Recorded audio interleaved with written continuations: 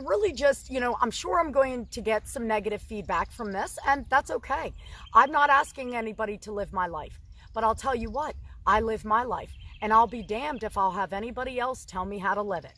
Living with and confronting the stupidity of our fellow human beings is an intermittent but very important part of life, no matter what your political persuasion. And very often, stupidity is combined with dogmatic certainty, with a sense of total inerrant self-confidence. Whether you are left-wing, right-wing, or a nihilistic pragmatist somewhere in the middle, like myself, have you ever had a conversation with someone who insisted to you that it is a well-established fact that Islam is a religion of peace and there isn't a single word about jihad in the Quran, that this is a later corruption of their religion? Have you ever had a conversation of this kind with somebody? If not, ask yourself how you would cope with it. Let's add some elements of unequal worldly authority to this. What if the conversation is with a colleague at work? What if it's with your boss, with your employer, with someone who has power over you? What if it's not another student at your university? What if you have this conversation with your professor? Why do these people have such dogmatic certainty? Yes, it may be that they have read other people saying this in many texts, but in most cases, it is just because they have the experience of saying it themselves so many times. Perhaps just verbally saying it to their friends and colleagues and family, and having other people affirm that what they're saying is good and reasonable and true. Or here on the internet, in typewritten form, they may have made this same statement again and again and again, and they develop a defiant sense of certainty in what it is they're saying. The way that I was raised, the way that my family taught me, is that everything has a spirit. So to take a life of a plant is no different than to take the life of an animal. I've been in the situation of presenting a lecture about Buddhist philosophy in which my expertise and my depth of experience and knowledge is demonstrated during the lecture. And at the end of the lecture, I got a question from somebody with a PhD in the audience. I believe his PhD was from a university in France, someone with a mainstream European education, who said, "Oh, well, during your lecture, you said that in Buddhism, people believe that they go to hell after they die. But that's impossible because Buddhists believe in reincarnation." Now, this is partly funny to me because this is supposedly an erudite, sophisticated person with a PhD. But it's funny to me also because what came up in my lecture, what I said explicitly, the lecture wasn't about hell, but I gave this as an example of how European misconceptions about Buddhism can be so far removed from both what the ancient texts say and also what you can see very easily the modern religion still consists of to this day. So the concept of hell, just so you know, it isn't just in the ancient texts and ancient philosophy. If you just go to Thailand and walk around some Buddhist temples, you're going to see huge paintings and huge dioramas of hell. So it's hard to ignore. But a lot of white Western modern people convince themselves that there's no concept of hell in Buddhism, or that this is a later corruption, misconception that crept into the religion and the original Buddha didn't teach this. In the same way, there are plenty of modern white Western people who convince themselves that Islam is some tremendously virtuous religion and that Muhammad was some tremendously virtuous religious leader, but that everything wrong with Islam is only a later corruption or later misconception, and we shouldn't blame the religion as such. Now, if you were to respond to this by asking, in effect, how do you know what you think you know? You're in a very difficult position, right? Especially when there are inequalities of authority involved. Very often, the most fundamental question we can try to get at when coping with the stupidity of our fellow man is the origin of their ignorance, and in a sense, the origin of their false certainty in what it is they think they know, is to get at the epistemology of their beliefs and to challenge that, either with our own epistemology or with our nihilism about the subject. The difficult part of the process is asking yourself, what is the most fundamental question here? What is the most fundamental problem I can broach? So I got a sincere message in from a member of the audience who wrote saying, I once heard you say, paraphrasing, I'm once again baffled and horrified by the stupidity of my fellow man. It is with this feeling of horror with which I pose to you this question. When I listen to people like this, I feel like I'm about to have a panic attack. The mental dexterity with which she so unashamedly switches between hippie spiritualist garbage and a dangerously misinterpreted evolutionary survival of the fittest mentality truly makes me cringe with pain. Do you feel this way when listening to such people?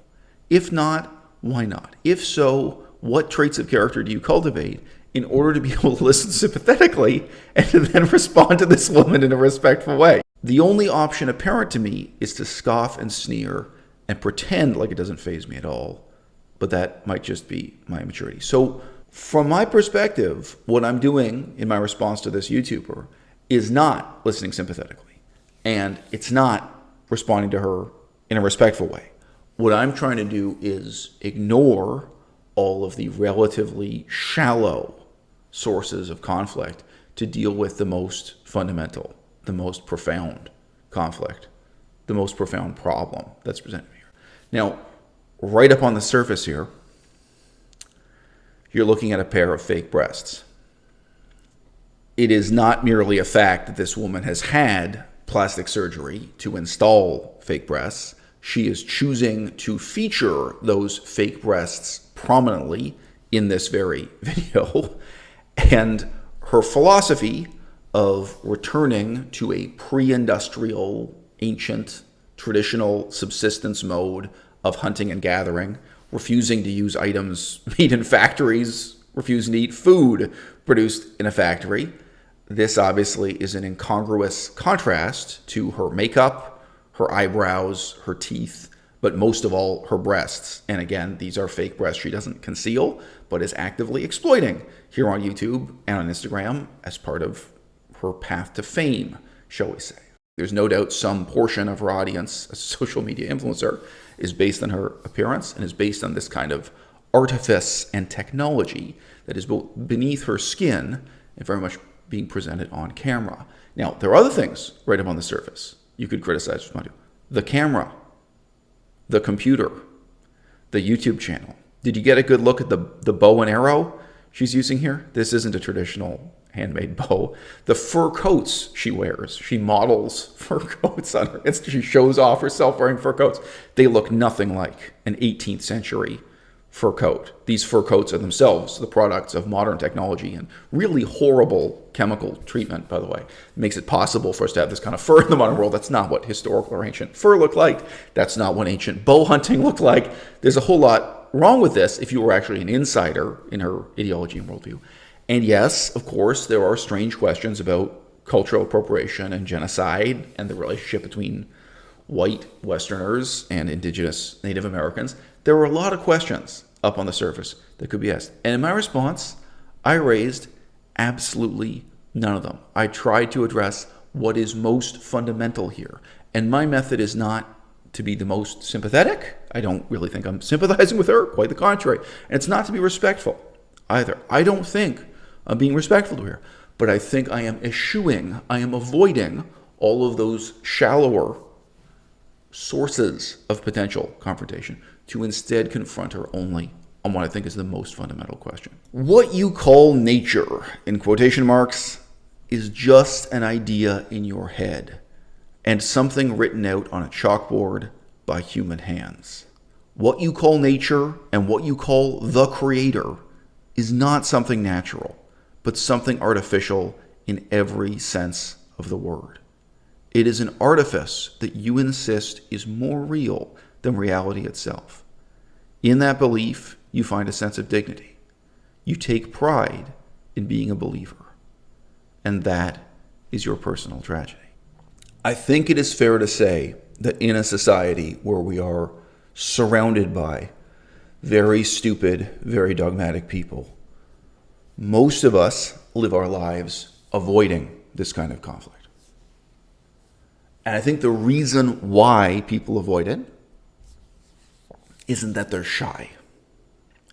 It's that whenever they have these conflicts, they let themselves get caught up in the relatively shallow, relatively meaningless sources of consternation that are up on the surface. They confront someone like this, but they just confront them about their fake breasts, or the fact that they still use saran wrap, or they have nail polish, or their hunting knife comes from a factory, or whatever it is. And, there's a sense in which, those sources of conflict, they're meaningful enough that in the moment, they may seem totally engrossing and totally overwhelming, and you may not perceive yourself as having a meaningless fight about nothing at all. But afterwards, as time goes on, you start to live a life in which you are more and more a recluse, more and more withdrawn from the society of your fellow human beings, because your fellow human beings are, 99% of them, deeply committed to ideologies that are just as incoherent, just as stupid, and in many cases, actually much more dangerous. Have you ever been in the situation of debating with a family member whether or not they should be taking antidepressants?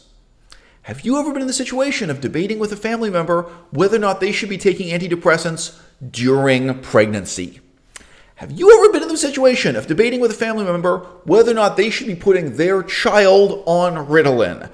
People subscribe to beliefs that very often are contradicted by just reading the label on the medicine itself. They believe that the medicine has benefits that the manufacturer of the medicine doesn't claim it offers. They refuse to admit that the medicine has negative side effects that even the label itself says, that are very well scientifically established, and that the manufacturer has admitted it has these negative side effects, right? People get committed to these beliefs in a manner that is really no different from religion, even though they are obviously completely modern ersatz belief systems made up to serve our own self-interests short-term in the 21st century. And it's very easy for people to instead respond in a shallow manner. They may not feel or perceive it as shallow themselves at times, where you're just attacking something about the person's motivations, something about their particular misconceptions, or something about the consequences of their misconceptions. So it might be very easy to react to someone who says this about Islam by just saying, well, you only think that because you read left-wing newspapers like The Guardian. Now, even if that's true, it's not that productive, right? You might respond to us saying, oh, well, what you want us to do is just surrender and hand over control of the Middle East to ISIS and other Muslim fundamentalist groups. Now, this may or may not be true of the person you're talking. They may or may not have a political position that the American armed forces should just abandon places like Afghanistan, places like Iraq and Syria, to whatever local political extremists or religious extremists might hold sway there. That might or might not be, and that might or might not be an implication of what they're saying. So you can attack the implications, you can attack their character, you can very easily get caught up in things that are not so fundamental. And most of the time, the more fundamental questions will bring us closer to that epistemological conceit of how do I know what I think I know? And the way in which you can win the argument, even with a very stupid person, is to show, look, my perspective is better than yours because it relies on fewer assumptions, fewer leaps of inference. My epistemology, my way of knowing what it is I think I know, is better than yours, even if you disagree with me on the level of values, beliefs, assertions, political projects, your vision of what the future ought to be, your vision of what's wrong with the past, so on and so forth. The easiest thing for everyone to do, the most comfortable thing for everyone to do, is just to avoid these conflicts altogether.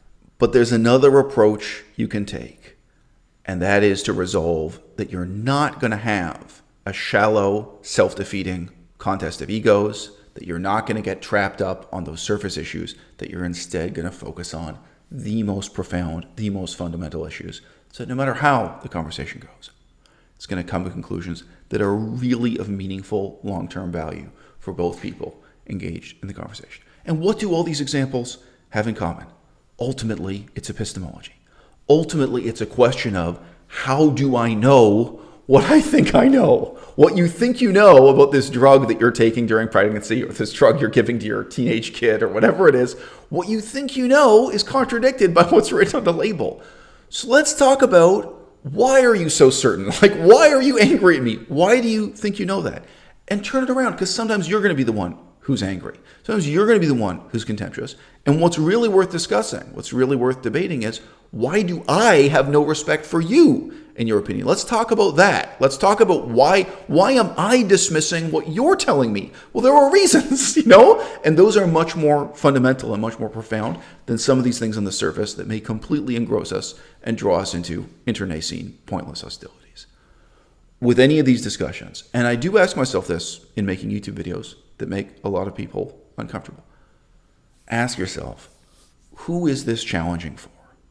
Who is this uncomfortable for? And who is made comfortable by avoiding this conflict? Who am I making uncomfortable about this, and why? And as you go on in life, some of you are teenagers watching this, so this is hard to see. One of the greatest evils that can befall your fellow man is simply that they get too comfortable. The type of dogmatism we see, whether it's any of these examples, people repeating what they think they know about Islam, what they think they know about Buddhism, what they think they know about mind-altering drugs, whether it's marijuana or antidepressants, all right? Yes, it's the product of living a life where they say these things again and again and have them affirmed, or at least have them pass unchallenged by the other people in their lives. They grow more and more certain. And as years turn into decades, what had once been a questioning and curious attitude in their youth becomes, through sheer dint of comfort, a tremendously narrow middle-aged mind.